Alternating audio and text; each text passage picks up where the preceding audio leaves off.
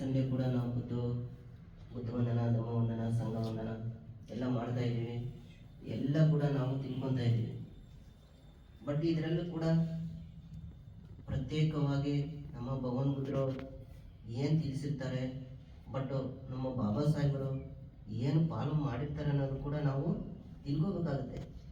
ಇವತ್ತು ನೋಡ್ರಿ 5ನೇ ತಾರೀಕು, ಇನ್ನು 5 ದಿನ ಬಂದರೆ 10ನೇ ತಾರೀಕು. 10ನೇ ತಾರೀಕು ಏನಿದೆ ಅಂದರೆ ಇದು ಮಾಸ ಲೆಕ್ಕಕ್ಕೆ ಹೋದರೆ ಆಷಾಢ ಮಾಸ ಅಂತಾರೆ ಇದು ಈ ತಿಂಗಳಲ್ಲಿ.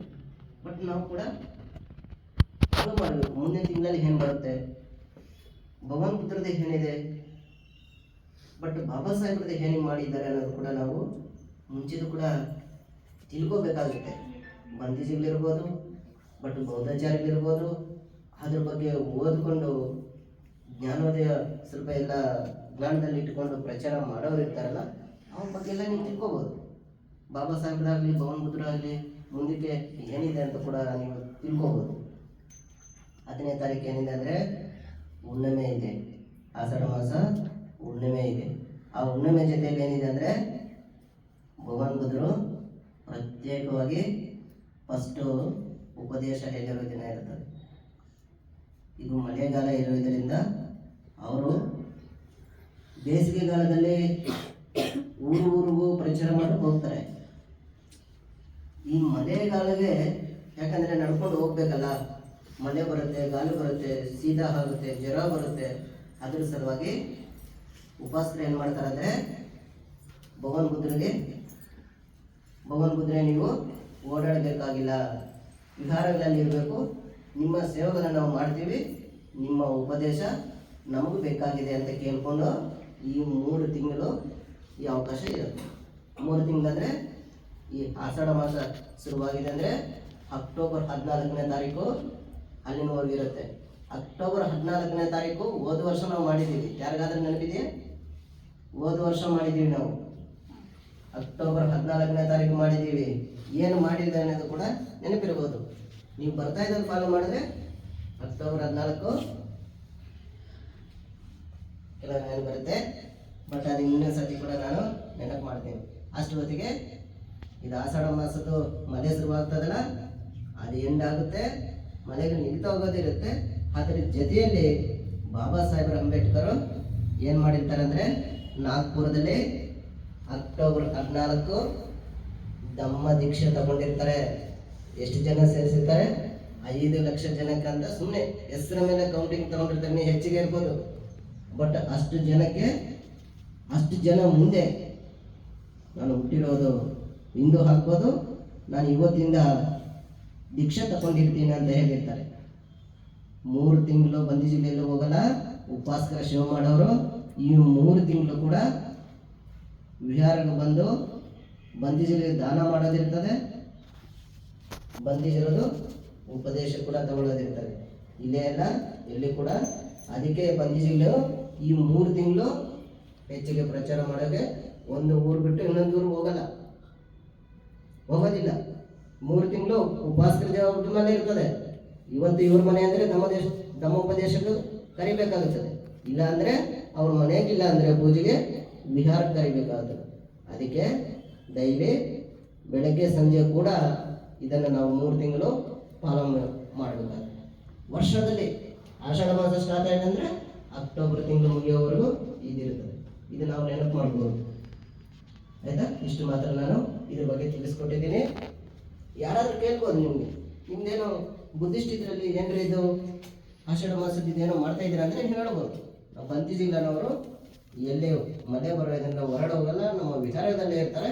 ಅವ್ರನ್ನ ಸೇವೆ ಮಾಡೋ ಶಕ್ತಿ, ಆ ಜವಾಬ್ದಾರಿ ನಾವು ಉಪವಾಸಕರ ನಾವು ತಗೊಂಡು ಉಪದೇಶ ತಗೊಂತೀವಿ. 3 ತಿಂಗಳು ಎಕ್ಸಾಮ್ ನೋಡಿ 1 ವರ್ಷವರೆಗೂ ನೀವು ಓದಿದ್ದೀರಿ. ಲಾಸ್ಟ್ ಎಂಡಿಂಗ್ 1 ವರ್ಷಕ್ಕೆ ಎಕ್ಸಾಮ್ ಬರಲೇಬೇಕಲ್ಲ. 1 ವರ್ಷ ಹೋಗಿರೋದು ಎಕ್ಸಾಮ್ ಬರೆದ್ರೆ ತಾನೇ ನಿಮ್ಗೆ ರಿಸಲ್ಟ್ ಗೊತ್ತಾಗೋದು. ಹಾಗೆ ನಿಮ್ಮದು ಕೂಡ ಇದು 1 ವರ್ಷದಲ್ಲಿ ಪವಿತ್ರವಾಗಿ ಧಮ್ಮದ ಬಗ್ಗೆ ತಿಳ್ಕೊಳ್ಳೋ ಅಷ್ಟು ನೀವು ಕಲಿತೀರಿ.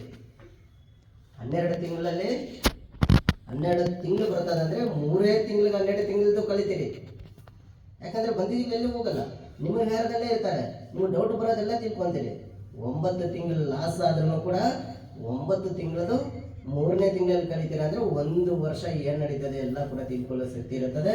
ಭಗವಂತದ ಎಲ್ಲ ಯಾರು ಬಂದಿಜಿಗಳು ಕೂಡ ಅಷ್ಟೇ ಈ 3 ತಿಂಗಳು ಹೆಚ್ಚಿಗೆ ಆಗಿ ಅಲ್ಲಲ್ಲಿ ಆ ಏರಿಯಾದಲ್ಲಿ ಎಲ್ಲ ಉಪದೇಶ ಇರ್ತಾರೆ. ಇದು ಮಾತ್ರ ನೀವು ತಿಳ್ಕೊಂಡ್ರೆ ಪ್ರತಿ 1 ವರ್ಷದಲ್ಲಿ ಇರ್ತದೆ. ಇಷ್ಟು ಮಾತ್ರ ಈಗ ನಾವು ಬಂದಿರೋ ಮುಂದಿದ್ದು ತಿಳಿಸಿದ್ದೀನಿ. ಎಲ್ಲರೂ ಕೂಡ ಇಷ್ಟೊತ್ತು ಇದಾಗಿದೆ, ಆಶೀರ್ವಾದ ಮಾಡ್ತೀನಿ. ಯಾರಿಗಾದ್ರೂ ಏನಾದ್ರು ತಿಳ್ಕೊಬೇಕು ಅಂತಂದರೆ ನಿಮ್ಮ ಮನಸ್ಸಲ್ಲಿ ಏನಾದ್ರು ಡೌಟ್ ಇದ್ದರೆ ಕೇಳ್ಬೋದು. ಏನಾದ್ರು ಡೌಟ್ ಇದ್ದರೆ ಈಗ ನಾನು ತಿಳಿಸಿದ್ದೀನಿ, ಇದರಲ್ಲಿ ಮಧ್ಯದಲ್ಲಿ ಯಾರಿಗಾದ್ರೂ ಯೋಚನೆ ಬರ್ಬೋದು. ಇದು ಹೇಳಿದ್ರಲ್ಲ, ಇದು ನನಗೆ ಅರ್ಥ ಆಗಲಿಲ್ಲ, ಇದು ಏನಿರ್ತದೆ, ಹೆಂಗಿರ್ತದೆ, ಡೌಟ್ ಕ್ಲಿಯರ್ ಮಾಡ್ಕೋಬೇಕು ಅನ್ನೋರು ಕೂಡ ಕೇಳ್ಬೋದು. ಅದಕ್ಕೆ ಬಾಬಾ ಸಾಹೇಬ್ರ ಬಗ್ಗೆ ಕೇಳ್ಬೋದು, ಭಗವಾನ್ ಬುದ್ಧರ ಬಗ್ಗೆ ಕೇಳ್ಬೋದು. ಇನ್ನೂ ಕೂಡ ನಿಮಗೆ ಬೇರೆ ಮಧ್ಯದಲ್ಲಿ ಎಲ್ಲಾದರೂ ಯಾರಾದರೂ ಕ್ವಶನ್ ಹಾಕಿದರೆ ಆ ಕ್ವಶನ್ಗೆ ಉತ್ತರ ಸಿಕ್ಕಿಲ್ಲ ಅಂದ್ರೂ ಕೂಡ ಇವಾಗ ನೀವು ತಿಳ್ಕೊಬೋದು. ಬಂದಿಜರ ಕಡೆಯಿಂದ ತಿಳ್ಕೊಬೋದು, ಧರ್ಮಾಚಾರ್ಯ ಕಡೆಯಿಂದ ತಿಳ್ಕೊಬೋದು. ಇದು ಫಾಲೋ ಮಾಡೋರು ಕೂಡ ಬುಕ್ಸ್ಗಳೆಲ್ಲ ಓದಿ ತಿಳ್ಕೊಂಡಿರೋರ ಹತ್ರ ಕೂಡ ನೀವು ಇದನ್ನು ತಿಳ್ಕೊಬೋದು. ಸರಿನಾ? ಯಾರಿಗೂ ಏನು ಡೌಟ್ ಇಲ್ಲ, ಎಷ್ಟು ಮಾತು ತಿಳ್ಕೊಂಡಿದ್ದೀರಲ್ಲ. ಈಗ ನಾನೇ ಅಲ್ಲ, ಇಲ್ಲಿ ಅಧ್ಯಕ್ಷರು ವೆಂಕಟೇಶ್ ಸರ್ ಇರ್ತಾರೆ, ಮಂಜುಳಮ್ಮ, ಇದೆಲ್ಲ ಕೂಡ ಇರ್ತಾರೆ. ಧ್ಯಾನ ಏನು ಕೊಟ್ಟರಲ್ಲಿ ಇಷ್ಟೊತ್ತು ಧ್ಯಾನದಲ್ಲೂ ಕೂಡ ಯಾರಿಗೆ ಡೌಟ್ ಬರ್ತದೆ ಕೇಳ್ಬೋದು ನೀವು. ಧ್ಯಾನದಲ್ಲಿ ಕೂಡ ತುಂಬ ಮಹಿಮೆ ಇದೆ. ಅಂದರೆ ಒಬ್ಬೊಬ್ಬರು ಒಂದೊಂದು ಥರ ಬದಲಾಗ್ತಾ ಇರ್ತಾರೆ, ಬಟ್ ನೀವು ಹೇಳ್ಕೊಳ್ಳೋಕೆ ಬರ್ತಾ ಇಲ್ಲ. ಧ್ಯಾನದಲ್ಲಿ ಒಬ್ಬರು ನಿದ್ದೆ ಬರುತ್ತೆ, ಒಬ್ಬರು ಕೈಕಾಲು ನೋವು ಬರುತ್ತೆ, ಒಬ್ಬರು ಕೈಕಾಲು ಜುಮ್ ಅನ್ನಿಸ್ತದೆ, ಇನ್ನೊಬ್ಬರಿಗೆ ಏನೋ ತಲೆ ಜುಮ್ ಇರುತ್ತದೆ. ಬಟ್ ಅಂಥವೆಲ್ಲ ಹೇಳ್ಕೋಬೇಕು. ಅವು ಹೇಳ್ಕೊಳ್ಳೋದಾಗೆ ನಿಮ್ಗೆ ಎಲ್ಲಿವರೆಗೂ ಧ್ಯಾನ ಹತ್ತುತ್ತಾ ಇದೆ, ಯಾವ ಇಂಟ್ರೆಸ್ಟ್ ಆಗಿ ನೀವು ಬರ್ತಾ ಇರೋದು ಅದು ಕೂಡ ಧ್ಯಾನ ಹೇಳ್ಕೊಡೋವ್ರಿಗೆ ಗೊತ್ತಿರುತ್ತೆ. ಆಯಿತಾ? ನೆಕ್ಸ್ಟ್ ವಾರಕ್ಕದಲ್ಲೇ ನೀವು ಎಷ್ಟು ಧ್ಯಾನ ಮನೆಯಲ್ಲಿ ನೀವು ಇಲ್ಲೇ ಮಾಡಿಬಿಟ್ಟು ಬರ್ತದ್ದು. ಡೈಲಿ 2 ಸತಿ ಬೆಳಗ್ಗೆ ಸಂಜೆ ಕೂಡ ಫಾಲೋ ಮಾಡಬೇಕು. ನಿಮ್ಗೆ ಯಾವಾಗ ಏನಾದ್ರು ಸಿಟ್ಟು ಬರ್ಬೋದು, ಅಶೇನ್ ಮಾಡ್ಬೋದು, ಇನ್ನೂ ತಲೆ ಏನಾದರೂ ಒಜ್ಜಾಗ್ಬೋದು, ನೋವು ಅನ್ಬೋದು. ಅಂಥ ಟೈಮಲ್ಲಿ ಏಕಾಂತವಾಗಿರೋದು ಕಲಿಬೇಕು. ಏಕಾಂತವಾಗಿ ಜೊತೆಯಲ್ಲಿ ಧ್ಯಾನ ಒಂದು 5 ನಿಮಿಷ ಆಗಲಿ 10 ನಿಮಿಷ ಆಗಲಿ ನಿಮ್ಮ ಕೈ ಎಷ್ಟೊತ್ತದ ಅಷ್ಟೊತ್ತು ಮಾಡ್ಬೋದು. ಅದು ಏನು ಅನ್ನೋದು ನಮ್ಗೆ ತಿಳಿಸ್ಬೋದು. ಮತ್ತೆ ನಮ್ಗೆ ಹಿಂಗೆ ಆಗ್ತಾ ಇದೆ ಅಂತ ಕಾರಣವಾಗ್ಬೋದು, ಹಿಂಗೆ ಏನಾಗ್ಬೋದು, ಅರ್ಧ ಎಲ್ಲ ತಿಳ್ಕೊಂಡಿದ್ರೆ ತಿಳಿಸ್ಬೋದು. ಸರಿನಾ? ಎಲ್ಲರಿಗೂ ಆಶೀರ್ವಾದ ಕೊಡ್ಲಾ?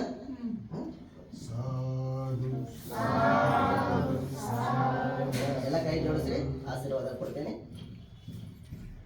ನಮೋ ತಸ್ಸ ಭಗವತೋ ಅರ್ಹತೋ ಸಮ್ಮಾ ಸಂಬುದ್ಧಸ್ಸ. ನಮೋ ತಸ್ಸ ಭಗವತೋ ಅರ್ಹತೋ ಸಮ್ಮಾ